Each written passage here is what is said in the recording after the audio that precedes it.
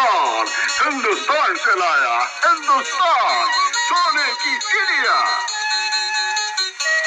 हाँ dollar dollar सोना हिंदुस्तान। भारत को सोने की चिड़िया जिस जमाने में कहते थे वो बहुत पुराना जमाना था। अरब और ईरान के व्यापारी भारत से व्यापार करते थे, फिर वे माल लेकर यूरोप के देशों में जाते थे। इन व्यापारियों से जब यूरोप वासी सोने की चिड़िया का हाल सुनते तो उनके मुंह में पानी आ जाता था, लेकिन उन्हें भारत पहुंचने का रास्ता नहीं मालूम था।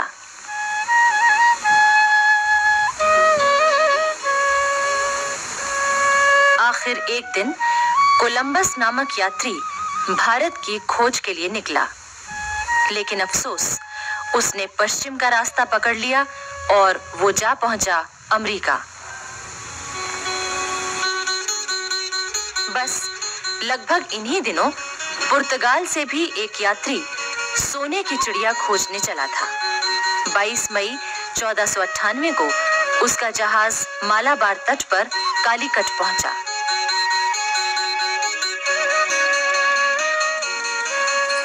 उस जहाज का कप्तान था वास्को डी गामा। अनेक मुसीबतों से जूझता हुआ वो भारत पहुंचा था। उस समय कालीकट में सामुरी नाम के राजा का शासन था। इतिहास में उसको ज़ेमुरिन के नाम से भी कहा गया है।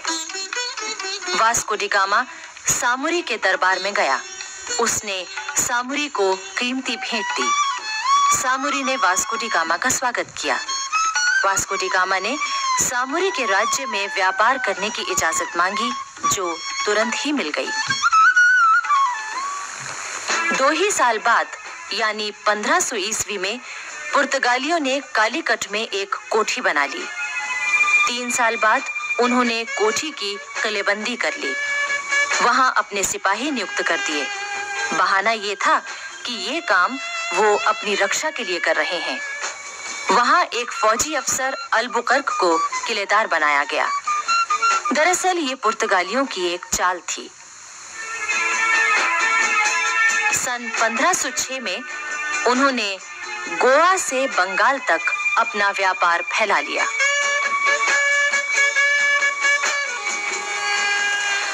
सत्रहवीं शताब्दी के प्रारंभ में हेक्टर नामक एक जहाज अंग्रेज व्यापारियों को लेकर भारत की ओर बढ़ने लगा। इन्होंने सन 1600 में महारानी एलिजाबेथ से आज्ञा लेकर एक व्यापारिक कंपनी बनाई थी, ईस्ट इंडिया कंपनी। इस हेक्टर जहाज के कप्तान हॉकिंस ने जहांगीर के दरबार में पहुंचकर सबसे पहले घुटनों के बल झुककर जमीन चूमी और बादशाह के प्रति अपना आदर प्रकट किया। इसके बाद उसने इंग्लैंड के बादशाह जेम्स प्रथम का पत्र जहांगीर को दिया। जहांगीर ने अंग्रेजों को भारत में व्यापार करने की आज्ञा दे दी। तब सन 1615 में इंग्लैंड के बादशाह ने सर थॉमस रो को मुगल दरबार में अपना पहला राजदूत बनाकर भेजा। धीरे धीरे अंग्रेजों ने अपना व्यापार फैलाया। उन्होंने पुर्तगालियों की जड़ें कमजोर की, उनके जहाजों को लूटना शुरू कर दिया।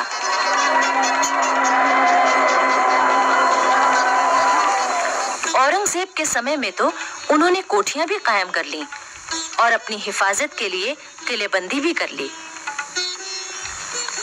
इसी बीच भारत में फ्रांसीसी भी आए। उन्होंने भी अपना व्यापार फैलाया और जड़ें जमानी शुरू कर दी।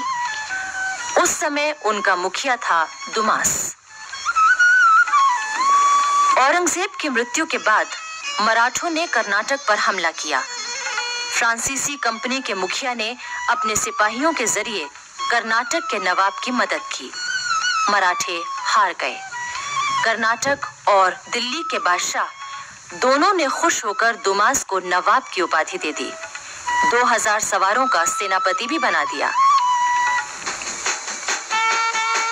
सन 1741 में दुमास की जगह डुप्ले नामक फ्रांसीसी कंपनी का हाकिम बन गया।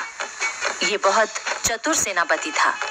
दरअसल डुप्ले पहला यूरोपवासी था जिसके मन में भारत में यूरोपीय साम्राज्य कायम करने की बात आई।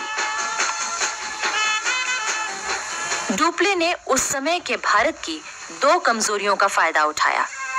एक तो ये कि यहाँ के देशी राजा नवाब आपस में लड़ रहे थे।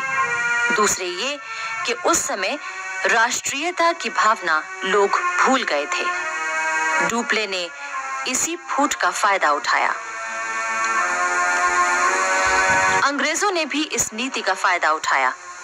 उन्होंने न सिर्फ फ्रांसीसियों को कमजोर किया बल्कि देशी राजाओं को लड़ाने और फिर उनमें से किसी एक की मदद करने की नीति अपनाई। बाद में उस मदद लेने वाले राजा को भी उन्होंने अपने प्रभाव में ले लिया। अब देखिए बंगाल में क्या हुआ।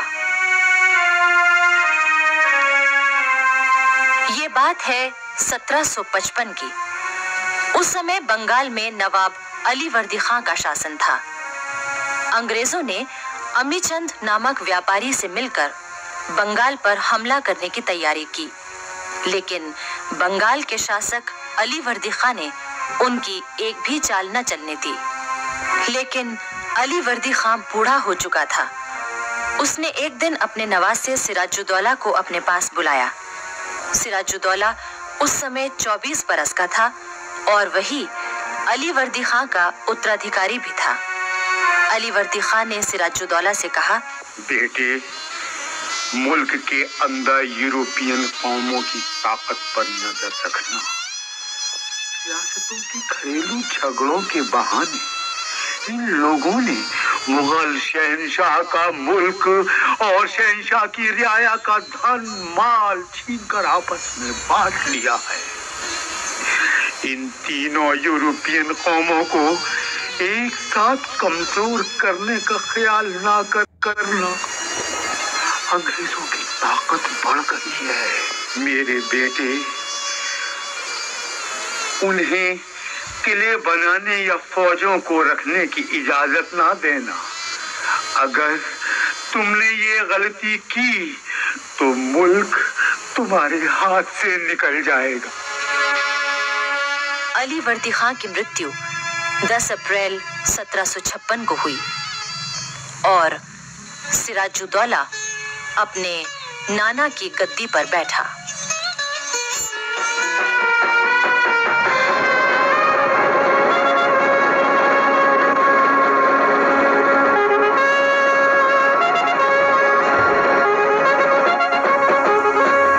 प्लासी की लड़ाई में अंग्रेजों की जीत से भारत में ब्रिटिश शासन की नींव पड़ गई। इस जीत में सेनापति मीर जाफर की बड़ी महत्वपूर्ण भूमिका थी, जिसने अपने मालिक सिराजुद्दौला के साथ विश्वासघात किया था। अंग्रेजों ने मीर जाफर को बंगाल का नवाब बना दिया और मुर्शिदाबाद में सिराजुद्दौला के तख्त पर वो बड़ी शान से बैठ गया। इसके बदले मीर जाफर ने कंपनी को 24 परगने की जागीरदारी सौंप दी। लेकिन मीर जाफर अपनी गद्दी पर एक दिन भी चैन से न बैठ सका। वो एक कमजोर, अयोग्य और नासमझ शासक सिद्ध हुआ। वो अंग्रेजों के हाथों की कठपुतली बनकर रह गया। क्लाइव की इच्छा के खिलाफ वो कोई काम नहीं कर सकता था। अंग्रेजों की बढ़ती हुई जातियों से तंग आकर मीर जाफर ने अपने नौजवान दामाद मीर कासिम को कलकत्ते भेजा ताकि वो अंग्रेजों से बातचीत करे और उनका दबाव कुछ कम हो जाए।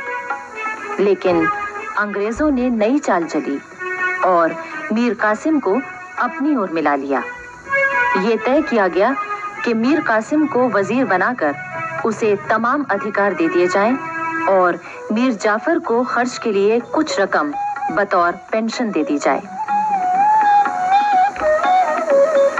20 अक्टूबर 1760 को सूरज निकलने से पहले मीर जाफर का महल अंग्रेजों की फौजों ने घेर लिया। मीर जाफर को जब अंग्रेजों की नई चाल का पता चला तो वो किस तरह परेशान हुआ, इसका एक चित्र अंग्रेज इतिहासकार कर्नल मालेसन के शब्दों में। उस सुबह को बूढ़े नवाब को उस दिन की अवश्य याद होगी जब उसने प्लासी के मैदान में अंग्रेजों का साथ दिया था और अपने मालिक तथा रिश्तेदार सिराजुद्दौला के साथ विश्वासघात किया था। मीर जाफर अवश्य इस समय सोचता होगा कि यदि प्लासी में मैं अपने उस बालक रिश्तेदार के साथ वफादार रहा होता जिसने अत्यंत हसरत भरे शब्दों में मुझसे अपनी पगड़ी की लाज रखने की प्रार्थना की थी, तो मेरी हालत कितनी अच्छी होती। जिस सत्ता को मैंने इतने नीच और गलत तरीके से प्राप्त किया था, उससे मुझे क्या फायदा पहुंचा? वे लोग जिनके हाथ मैंने अपना मुल्क बेचा था, आज वे मुझे डरा रहे हैं। जो गुस्ताख विदेशी प्लासी से अब तक मुझ पर हुक्म चलाते रहे और जो अब मुझे गद्दी से उतारने की धमकी दे रहे हैं, यदि प्लासी में मैंने उनके नाश की वजह बनने का यश प्राप्त कर लिया होता तो इस समय मेरे हाथों में असली हुकूमत होती। मेरा नाम इज्जत से लिया जाता और मेरा मुल्क बच गया होता। आखिर मीर जाफर को अंग्रेजों के सामने घुटने टेकने पड़े और अंग्रेजों की नींव और मजबूत होने लगी। उन्होंने मीर कासिम से बंगाल के 3 जिले और ले लिए, साथ ही 3 करोड़ रुपए का सोना आदि वसूल किया। सन 1759 में दिल्ली की गद्दी पर मुगल बादशाह शाह आलम बैठा। अंग्रेजों ने अपनी चालों से शाह आलम को अपनी ओर मिलाने की कोशिश शुरू कर दी।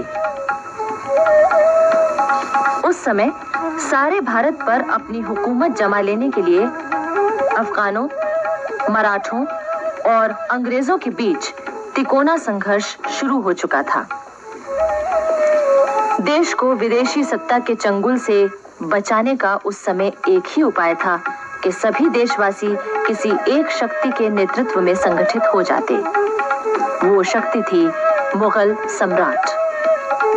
किंतु इसी बीच यानी 6 जनवरी 1761 को पानीपत के मैदान में अफगानिस्तान के शासक अहमद शाह अब्दाली और मराठों की सेना के बीच घमासान युद्ध हुआ।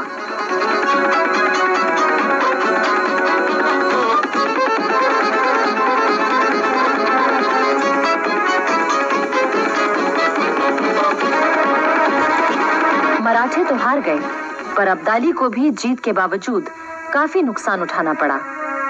वो अफगानिस्तान लौट गया और इधर मराठे कमजोर हो गए। बच रहे केवल अंग्रेज, जिन्होंने अपना प्रभाव बढ़ाना शुरू कर दिया। मुगल बादशाह शाह आलम को 26 लाख रुपया देने का वादा करके इस बात के लिए मजबूर किया गया कि वो बंगाल, बिहार और उड़ीसा की दीवानी ईस्ट इंडिया कंपनी को सौंप दें। मजबूर होकर शाह आलम ने अंग्रेजों को बंगाल, बिहार और उड़ीसा की दीवानी सौंप दी, जिसका मतलब ये था कि मालगुजारी वसूल करने और दीवानी के मामले निपटाने का अधिकार अंग्रेजों को मिल गया। सन 1765 से 1772 तक बंगाल में अंग्रेजों का ये शासन इतना भयानक था कि उसने बंगाल को चूसकर कंकाल बना दिया। सारे बंगाल में तबाही, गरीबी, भुखमरी और अकाल फैल गए। चारों ओर मौत नजर आने लगी। सन 1772 में वॉरेन हेस्टिंग्स कंपनी का गवर्नर बनकर कलकत्ता आया। इतिहासकार कहते हैं कि क्लाइव ने देश में अंग्रेजी राज की जो बुनियाद रखी थी, वॉरेन हेस्टिंग्स ने उसे और भी पक्का किया। उसके सामने एक ही बात थी, चाहे ईमानदारी से हो या बेईमानी से, जैसे भी हो, जल्दी से जल्दी भारत की अधिक से अधिक दौलत को इंग्लैंड भेज दिया जाए। अब आइए महाराष्ट्र की ओर चलें। ईस्ट इंडिया कंपनी की बढ़ती हुई ताकत और सत्ता के लिए मराठों की ताकत आंख का कांटा बनी हुई थी। इसलिए अंग्रेजों ने एक चाल खेली। उस समय पेशवा की गद्दी पर रघुनाथ राव बैठा हुआ था। क्योंकि गद्दी का असली मालिक उसका भतीजा नारायण राव अभी नाबालिग था, अंग्रेजों ने रघुनाथ राव को युद्ध का झूठा भय दिखाकर अपनी ओर मिला लिया। इस तरह मराठा दरबार में उनका आना जाना शुरू हो गया। किंतु पेशवा के दरबार में उन दिनों एक बहुत दूरदर्शी और चतुर व्यक्ति मौजूद था, जो अंग्रेजों की सारी चालों को समझ रहा था। वो व्यक्ति था नाना फडणवीस। वो समझ रहा था कि राघोबा मराठा साम्राज्य की नींव कमजोर कर रहा है, पर राघोबा ने उसकी बात नहीं मानी। 30 अगस्त 1773 को राघोबा ने पेशवा नारायण राव की हत्या करवा दी। इस साजिश में अंग्रेजों का पूरा हाथ था। राघोबा अंग्रेजों की हाथ की कठपुतली बन चुका था। नाना फडणवीस ने मराठा राज्य को अंग्रेजों के चंगुल से बचाने की भरसक कोशिश की। इतिहासकार कहते हैं कि नाना फडणवीस ने कर्नाटक के वीर हैदर अली से मिलकर जिस तरह अंग्रेजों की चालों को नाकाम करने की कोशिश की थी, उसमें अगर उसे सफलता मिल जाती तो उस समय देश से विदेशी सत्ता का अंत हो गया होता। किंतु अपने ही लोगों ने उसे धोखा दिया। कर्नाटक के 2 वीरों की कहानी भारतीय स्वतंत्रता संग्राम के इतिहास में बड़े सम्मान से लिखी गई है। ये वीर थे हैदर अली और उसका बेटा टीपू सुल्तान। हैदर अली एक मामूली फकीर का बेटा था। हैदर अली ने बचपन से ही घुड़सवारी, निशानाबाजी, हथियार चलाना और लड़ाई के तौर तरीके सीख लिए थे। बड़ा होकर हैदर अली मैसूर की फौज में भर्ती हो गया। हैदर अली की वीरता और साहस ने कुछ ही समय में उसे मैसूर का प्रधान सेनापति बना दिया। उस समय रियासत का प्रधानमंत्री एक मराठा सरदार खांडेराव था। उसने मराठों से चुपचाप मिलकर मैसूर पर हमला करवा दिया। इस युद्ध में हैदर अली ने विजय पाई और खांडेराव के विश्वासघात का सबको पता चल गया। मैसूर के महाराजा ने प्रसन्न होकर हैदर अली को अपना प्रधानमंत्री बना लिया। उधर अंग्रेज भला ये कैसे सहन कर सकते थे कि हैदर अली की ताकत बढ़े। उन्होंने हैदर अली से छेड़छाड़ करनी शुरू कर दी। कर्नाटक के कई किले खाली करवाए गए और उन्हें जीत लिया गया। हैदर अली के बेटे फतेह अली टीपू की उम्र उस समय 18 वर्ष की थी। तब भी अपने पिता के साथ युद्ध के मैदान में वो मौजूद रहता था।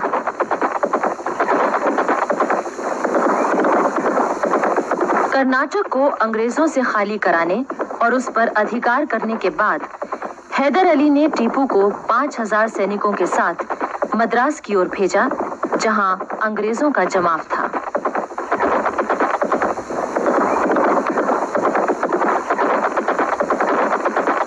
टीपू ने मद्रास के किले से 5 मील दूर सेंट थॉमस की पहाड़ी पर कब्जा कर लिया और आसपास के अंग्रेजी इलाके को अपने अधीन कर लिया। इसके बाद कुछ ही दिनों बाद हैदर अली भी अपनी सेना लेकर मद्रास की ओर बढ़ा। मद्रास में अंग्रेजों का क्या हाल हुआ, इसका रोचक विवरण एक फ्रांसीसी इतिहासकार ने प्रस्तुत किया है। वो लिखता है, मद्रास विजय के अवसर पर हैदर ने अंग्रेजों से कहकर मद्रास के सेंट जॉर्ज के किले के सदर फाटक पर एक चित्र बनवाया, जिसमें हैदर एक शामियाने के नीचे तोपों के ढेर पर बैठा है। पीछे की ओर सेंट जॉर्ज का किला है, जिसकी फसील पर गवर्नर और उसके अंग्रेज साथी घुटनों के बल बैठे हुए हैदर की ओर अपने हाथ बढ़ा रहे हैं। अंग्रेज दूत, डुप्ले और बॉशियार हैदर के सामने जमीन पर घुटने टेके बैठे हैं। डुप्ले की नाक की जगह हाथी की सी सूंड बनी हुई है। हैदर उसकी सूंड को पकड़े हुए हैं, जिसमें से अशर्फियां खनाखन गिर रही हैं।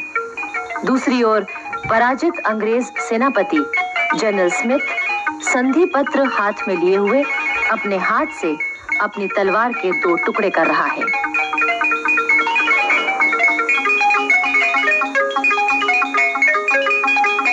अंग्रेजों की इस हार का असर ये हुआ कि इंग्लैंड में ईस्ट इंडिया कंपनी के हिस्सों की दर गिरकर 40% रह गई। हैदर और टीपू की विजय की खबरें पहुंचते ही इंग्लैंड में कंपनी की साख गिरने लगी।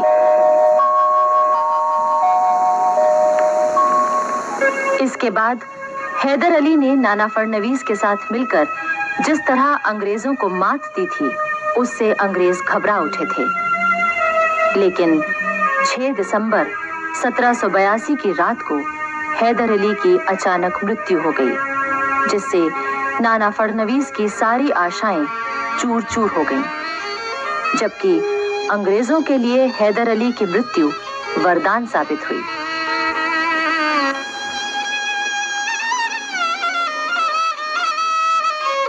हैदर अली के बाद उसका बेटा टीपू सुल्तान कर्नाटक का शासक बना। अंग्रेजों ने उसे भी चैन से न बैठने दिया, उसको बदनाम किया, उसके साथ धोखा किया और उसे युद्ध में उलझाए रखा। लेकिन टीपू भी अंग्रेजों के लिए बड़ी दहशत था। अंग्रेज उसके नाम से खौफ खाते थे, किंतु अंत में वो भी अपने ही लोगों के विश्वासघात का शिकार हुआ। अपनी अंतिम सांस तक वो बहुत बहादुरी से लड़ा। वो कहा करता था, 2 दिन शेर की तरह जीना ज्यादा अच्छा है बजाय 200 वर्ष भेड़ की तरह जीने के। श्रीरंगपट्टनम स्थित टीपू की कब्र आज भी उसके साहस और वीरता के गुण गाती है।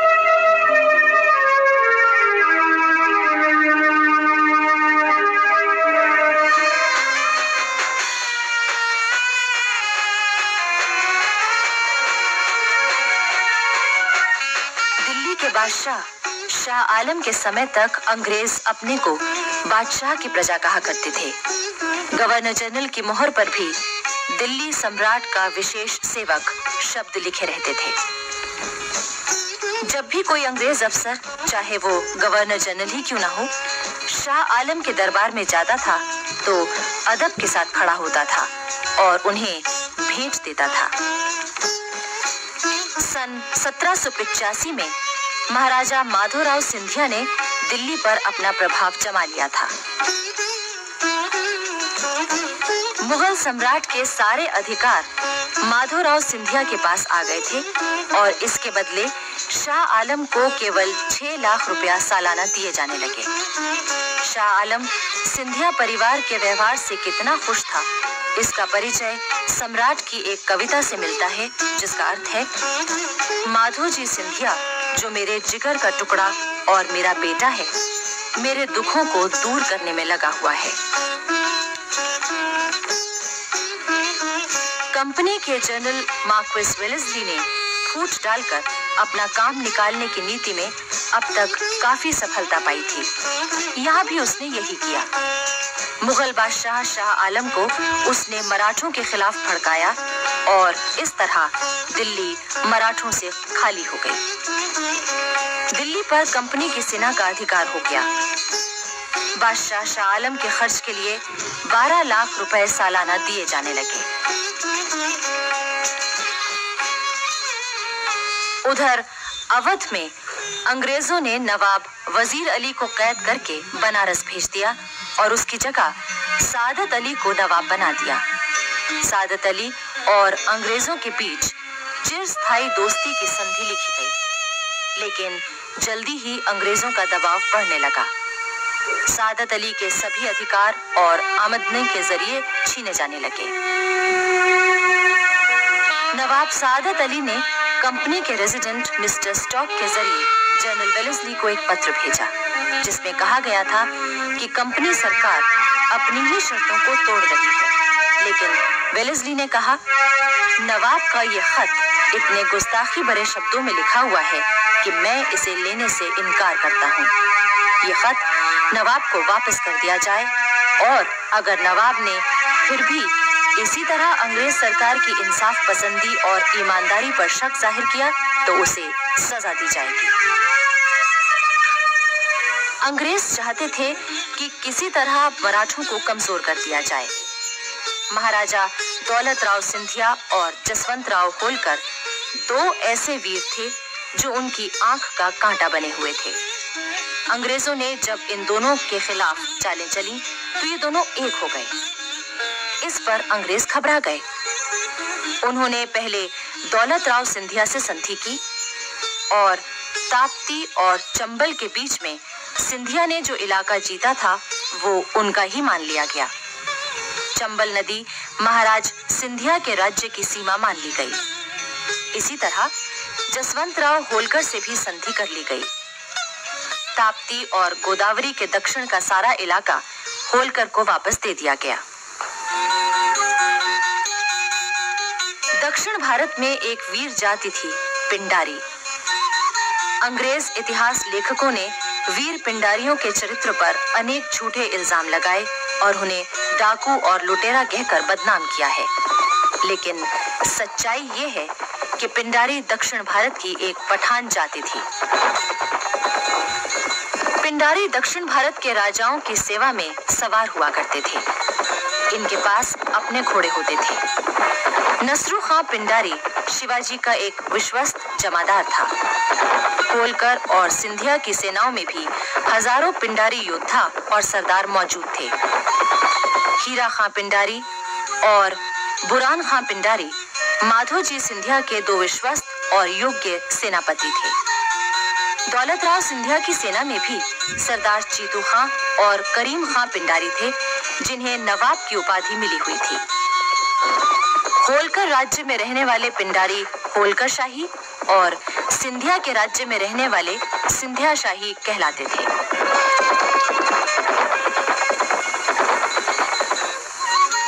लॉर्ड हेस्टिंग्स ने मराठों की ताकत को कम करने के लिए पिंडारियों को नष्ट करने का निर्णय लिया।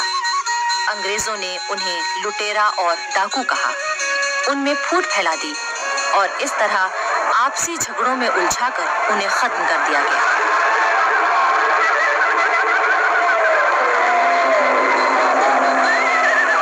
दिल्ली में शाह आलम की मृत्यु के बाद उसका बेटा अकबर शाह गद्दी पर बैठा, पर जैसी कि अंग्रेजों की नीति थी, उन्होंने उससे जो वादे किए थे उन्हें पूरा करने से वे मुकर गए। अकबर शाह ने अपनी शिकायतों को इंग्लैंड के दरबार में पहुंचाने के लिए राजा राम मोहन रॉय को भेजा, पर वहां उनकी कोई सुनवाई नहीं हुई। अंग्रेजों का प्रभाव बराबर बढ़ रहा था। कंपनी ने मार्क्वेस ऑफ हेस्टिंग्स को कंपनी का गवर्नर जनरल नियुक्त किया। उसने अपना पद संभालने के बाद एक नया काम शुरू किया, भारत के उद्योग धंधों को नष्ट करना और भारत के धन से इंग्लिस्तान के उद्योग धंधों को बढ़ाना। ब्रिटिश पार्लियामेंट ने एक एक्ट पास किया जिसमें कहा गया था कि इंग्लिस्तान का बना हुआ माल भारतवासियों के सिर मढ़ा जाए और भारत के प्राचीन उद्योग धंधों का नाश किया जाए। भारत की भयंकर दरिद्रता और गरीबी की कहानी यहीं से शुरू होती है। सूरत में बनने वाले कपड़े और जुलाहों के साथ क्या होता था, उसका हाल एक अंग्रेज लेखक रिचर्ड्स ने लिखा है। अब तुम ये कपड़ा सिर्फ हमको बेचेगा, कंपनी का रेजिडेंट व्यापारी ही इसको खरीदेगा। हम इसकी जो कीमत देगा वही तुम्हें लेना पड़ेगा। नहीं, हम तुमको नहीं बेचेंगे। इस कपड़े के हमको बहुत दाम मिलते हैं। तुम 10 रुपए का माल 1 रुपए में खरीदते हो। क्या बोला? कंपनी के खिलाफ बोलता? नहीं बेचूंगा कपड़ा, नहीं बेचूंगा कपड़ा। मैं अपना धंधा छोड़ दूंगा, लेकिन कंपनी को कपड़ा नहीं दूंगा। जुलाहों से इतनी जबरदस्ती की जाती थी, इतनी सजाएं दी जाती थी कि न जाने कितने जुलाहों ने अपना पेशा छोड़ दिया, पर उन्हें पेशा छोड़ने से भी रोका जाता था। बंगाल में भी इसी तरह के जुल्म जुलाहों पर हो रहे थे, मगर वे उतना काम नहीं कर पाते थे जितना कंपनी के गुमाश्ते जबरदस्ती उन पर मर देते थे। इसीलिए उनका माल असबाब लेकर भी उसी जगह नीलाम कर दिया जाता था। कच्चे रेशम के धागे लपेटने वालों पर इतना जुल्म किया जाता था कि कई जुलाहों ने उन जुल्मों से तंग आकर हाथों के अंगूठे तक काट दिए, जिस